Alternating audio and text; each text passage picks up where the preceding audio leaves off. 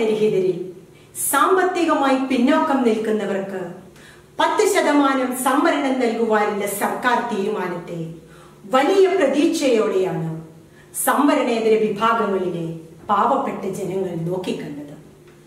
ഇതുവരെ യാതൊരു ആനുകൂല്യങ്ങളും ലഭിക്കാതിരുന്ന സംസ്ഥാന ജനസംഖ്യയിലെ 27%-ലധികം വരുന്ന സംവരണേതര വിഭാഗങ്ങളിലെ സാമ്പത്തികമായി പിന്നോക്കം നിൽക്കുന്നവർക്ക് വൈകിയെങ്കിലും ലഭിച്ച നീതിയെ ചില സംഘടിത സാമുദായിക ശക്തികൾ അകാരണമായി എതിർക്കുന്നത് തികച്ചും ഖേദകരമാണ്. എന്തെങ്കിലും ആദർശത്തിന്റെ പേരിലാണ് ഈ എതിർപ്പ് എന്ന് കരുതാൻ സാധിക്കില്ല. സ്വന്തം പാത്രത്തിൽ ഒരു കുറവും ഉണ്ടാകുന്നില്ലെങ്കിലും അടുത്തിരിക്കുന്നവന്റെ പാത്രത്തിൽ ഒന്നും വിളമ്പരുത് എന്ന് ശഠിക്കുന്നത് എന്തു വികാരമാണ്. 1947 ഓഗസ്റ്റ് 14 അർദ്ധരാത്രി സ്വാതന്ത്ര്യം പ്രാപിച്ച് 1950 ജനുവരി 26 പരമാധികാര ജനാധിപത്യ രാജ്യമായി പ്രഖ്യാപിക്കപ്പെട്ട രാജ്യമാണ് ഭാരതം. കോളനി വൽക്കരണത്തിൽ നിന്ന് മോചനം പ്രാപിച്ച ഇതര രാജ്യങ്ങളോട് താരതമ്യം ചെയ്താൽ ഭാരതത്തിന് അതിശക്തമായ ഒരു ഭരണഘടനയാണ് ലഭ്യമായത്. ജാതിയും ഐക്യവുമെല്ലാം തീരാശാപമായിരുന്ന നമ്മുടെ രാജ്യത്ത് ദശാബ്ദങ്ങളായി അവഗണനയും അവകാശ നിഷേധവുമെല്ലാം നേരിട്ടിരുന്ന അടിസ്ഥാന ജനവിഭാഗങ്ങൾക്ക് നിഷേധിക്കപ്പെട്ട അവകാശങ്ങളുടെ വീണ്ടെടുപ്പും നൈതിക സംരക്ഷണവുമാണ് കീഴാള വർഗങ്ങൾക്കായി സംവരണം എന്ന ആശയം നടപ്പാക്കിയതിലൂടെ ഭരണഘടന ലക്ഷ്യം വച്ചത്. പട്ടികജാതി 15%, പട്ടികവർഗം 7.5%, ഭരണഘടന അനുസൃതം സംവരണം. 1979 മൊറാർജി ദേശായി പ്രധാനമന്ത്രി ആയിരിക്കെയാണ് പിന്നോക്കക്കാരുടെ അവകാശ സംരക്ഷണത്തിനു വേണ്ടി ചരിത്രത്തിൽ തുല്യതയില്ലാത്തൊരു കമ്മീഷനായി മണ്ഡൽ കമ്മീഷൻ രൂപീകൃതമായത്. സംവരണത്തിന്റെ രംഗത്ത് പിന്നീട് കാര്യമായ മാറ്റങ്ങൾക്കിടയാക്കിയത് മണ്ഡൽ കമ്മീഷൻ റിപ്പോർട്ടാണ്. സാമൂഹ്യപരവും മതപരവും വിദ്യാഭ്യാസപരമായി പിന്നിലായിരുന്ന സമൂഹങ്ങളെ കുറിച്ച് പഠിക്കുന്നതിനു വേണ്ടിയാണ് പാർലമെന്റേറിയനായിരുന്ന PP മണ്ഡലിന്റെ നേതൃത്വത്തിൽ ഒരു കമ്മീഷൻ അന്ന് നിയോഗിക്കപ്പെട്ടത്. പ്രസ്തുത കമ്മീഷന്റെ പഠനമനുസരിച്ച് ST, SC എന്നിവയ്ക്ക് പുറമെ OBC എന്നൊരു വിഭാഗം കൂടി സംവരണത്തിൽ ഉൾപ്പെടുത്താം എന്നൊരു നിർദ്ദേശം രൂപപ്പെട്ടത്. അത് അന്ന് നടപ്പായില്ലെങ്കിലും 1993 OBC-ക്കാർക്കായി 27% സംവരണം ദേശീയ തലത്തിൽ നിലവിൽ വന്നു. അങ്ങനെ പട്ടികജാതി 15%, പട്ടികവർഗം 7.5%, OBC 27% അടക്കം ദേശീയ തലത്തിൽ സംവരണം 49.5% മാറി. എന്നാൽ കേരളത്തിലെ സ്ഥിതി തികച്ചും വ്യത്യസ്തമാണ്. പട്ടികജാതി 8%, പട്ടികവർഗം 2%, OBC 40%. ഇതിൽ നല്ലൊരു ഭാഗവും കൊണ്ടുപോകുന്നത് ചില പ്രത്യേക മതവിഭാഗങ്ങളാണ് താനും. സംവരണം അവശ്യ വിഭാഗങ്ങളെ ഉദ്ദേശിച്ച് നടപ്പാക്കിയതാണ് എന്ന് നാം കണ്ടുകഴിഞ്ഞു. എന്നാൽ സംവരണരഹിത വിഭാഗക്കാരോട് കാണിക്കുന്ന അനീതി നമുക്ക് കണ്ടില്ലെന്ന് നടിക്കാനാവില്ല. കേരളത്തിൽ 30%-ലധികം ജനങ്ങൾ സംവരണത്തിന് പുറത്താണ്. ഇതിന്റെ 50% ക്രൈസ്തവരാണ്. സാമ്പത്തിക ശേഷിയും സർക്കാർ ജോലിയുമുള്ള സംവരണ വിഭാഗക്കാരുടെ മക്കൾ ഉൾപ്പെടെ വീണ്ടും സംവരണത്തിന്റെ ആനുകൂല്യങ്ങളിൽ ജോലി നേടുമ്പോൾ ജനറൽ വിഭാഗത്തിൽപ്പെട്ടവരുടെ മക്കൾ ഉയർന്ന റാങ്കുകളിൽ വന്നാൽ പോലും നീണ്ട കാലങ്ങളിൽ ജോലിക്കായി കാത്തിരിക്കേണ്ടി വരുന്നു. പലപ്പോഴും തടയപ്പെടുക പോലും ചെയ്യുന്നു. ജോലികളിലെ റാങ്കുകളിൽ മാത്രമല്ല, ഉന്നത വിദ്യാഭ്യാസത്തിനുള്ള അഡ്മിഷനുകളിലും യോഗ്യതാ പരീക്ഷകളിലും സംവരണക്കാർക്ക് പ്രത്യേക പരിഗണനയാണുള്ളത്. പോലീസ്, ഫയർഫോഴ്സ് ജോലികളിൽ ശാരീരിക ക്ഷമതയിലും പ്രായത്തിലും ഇളവ് അനുവദിച്ചിട്ടുണ്ട്. സംവരണ വിഭാഗത്തിലെ അതിസമ്പന്നരും കോടീശ്വരന്മാർ പോലും ഈ ആനുകൂല്യങ്ങൾ ലഭിക്കുമ്പോൾ സംവരണേതര വിഭാഗത്തിലെ അത്താഴ പട്ടിണിക്കാർക്ക് പോലും ഒരിളവും അനുവദിക്കാത്ത സാഹചര്യമാണുള്ളത്.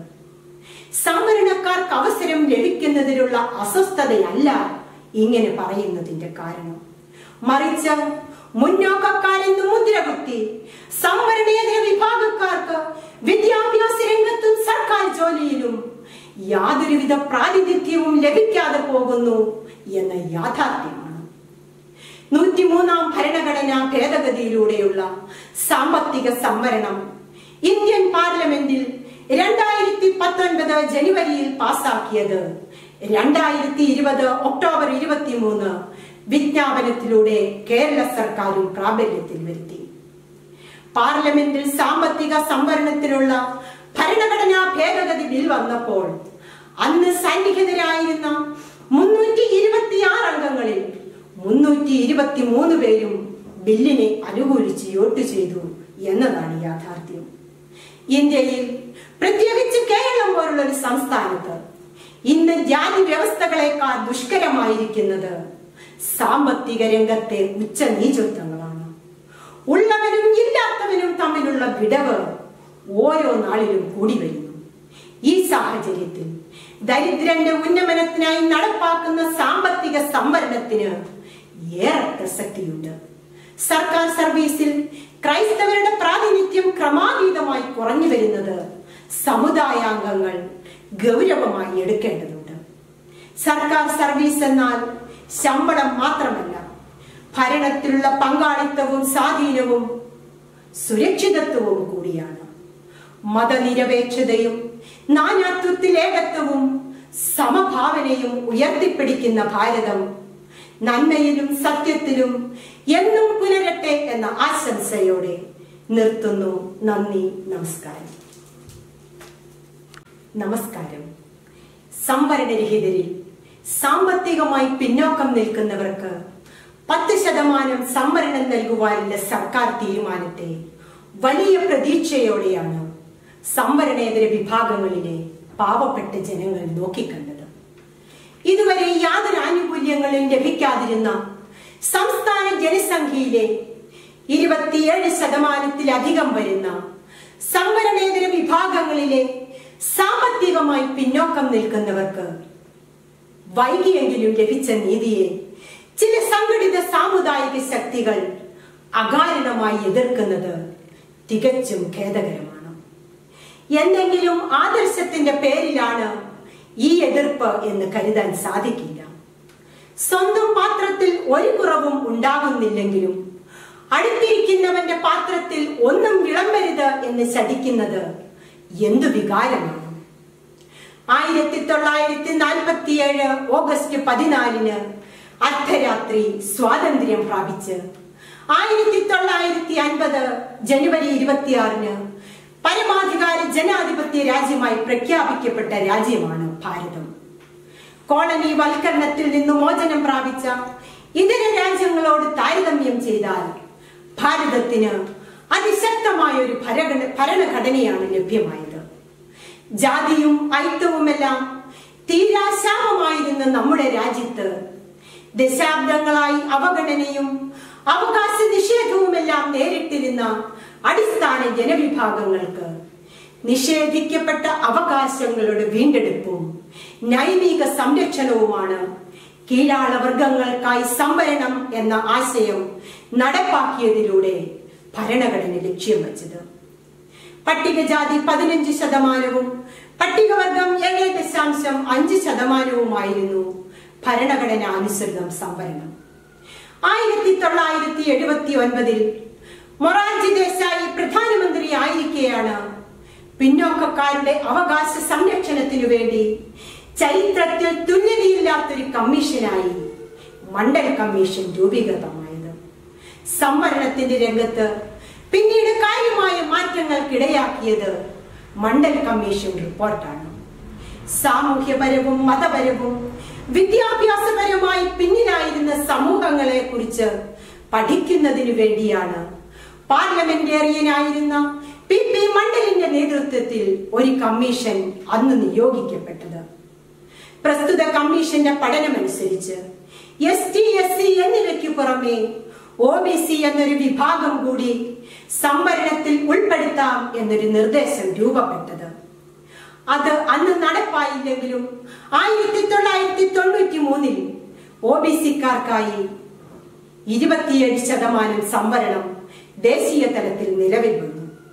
അങ്ങനെ പട്ടികജാതി 15%, പട്ടികവർഗം 7.5%, OBC 27% അടക്കം ദേശീയ തലത്തിൽ സംവരണം 49.5% മാറി. എന്നാൽ കേരളത്തിലെ സ്ഥിതി തികച്ചും വ്യത്യസ്തമാണ്. പട്ടികജാതി 8%, പട്ടികവർഗം 2%, OBC 40%. ഇതിൽ നല്ലൊരു ഭാഗവും കൊണ്ടുപോകുന്നത് ചില പ്രത്യേക മതവിഭാഗങ്ങളാണ് താനും.